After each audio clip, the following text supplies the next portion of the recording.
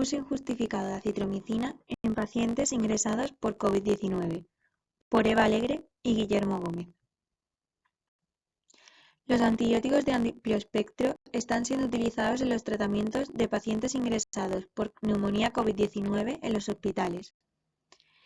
Dada la baja tasa de coinfección bacteriana en estos pacientes, menos del 10%, y la repercusión del uso masivo de antibióticos en las resistencias bacterianas,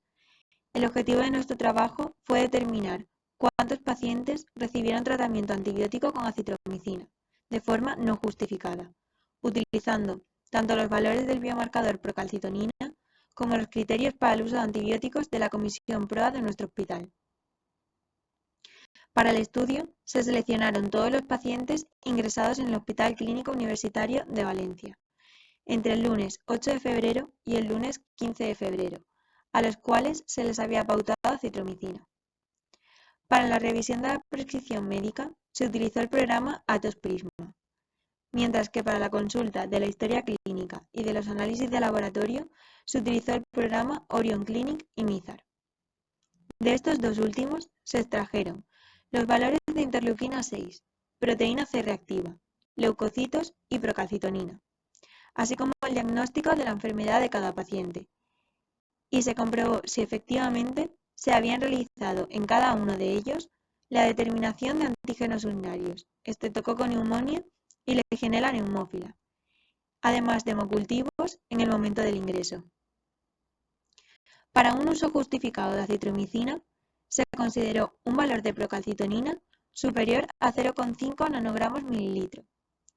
mientras que para un posible uso justificado, el valor de referencia estaba dentro de un rango de 0,25 a 0,5 nanogramos mililitro. Un valor de procalcitonina inferior a 0,25 nanogramos mililitro suponía su uso injustificado. Para comprobar si se estaban cumpliendo las recomendaciones de la Comisión PROA del hospital, se analizó si al inicio del ingreso se habían realizado hemocultivos, la determinación de antígenos urinarios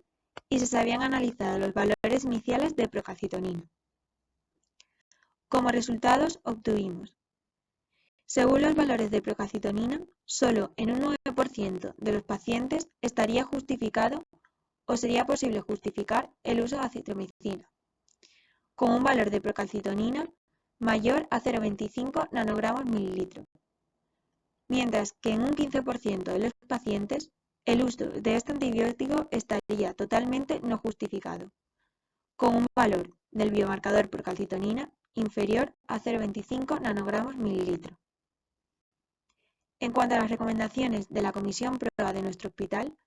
en un 42% de la población estudiada se le realizaron al inicio del ingreso el examen de antígenos urinarios de Legionella pneumófila y Streptococcus pneumoniae.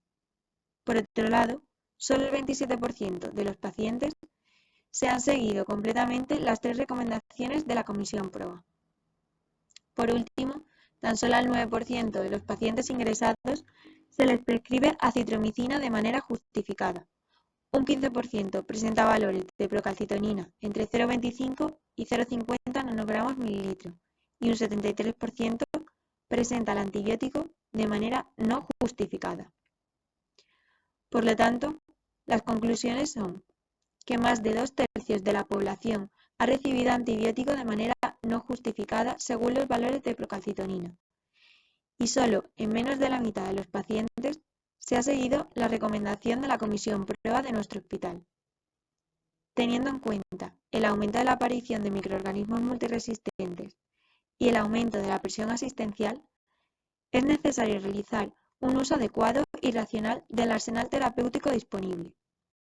Por ello, este estudio pone de manifiesto la necesidad de comenzar a seguir las recomendaciones de la Comisión PROA de cada hospital y de extenderlas al tratamiento de todos los pacientes, realizando un correcto cribado microbiológico inicial de cada paciente para asegurar un uso justificado de la terapia antimicrobiana y contrarrestar los efectos negativos de un uso masivo de la misma. Sin embargo, sería conveniente realizar estudios de resistencia microbiana a nivel hospitalario, para poder así determinar la aparición de resistencias microbianas a nivel hospitalario tras el uso masivo de antibióticos.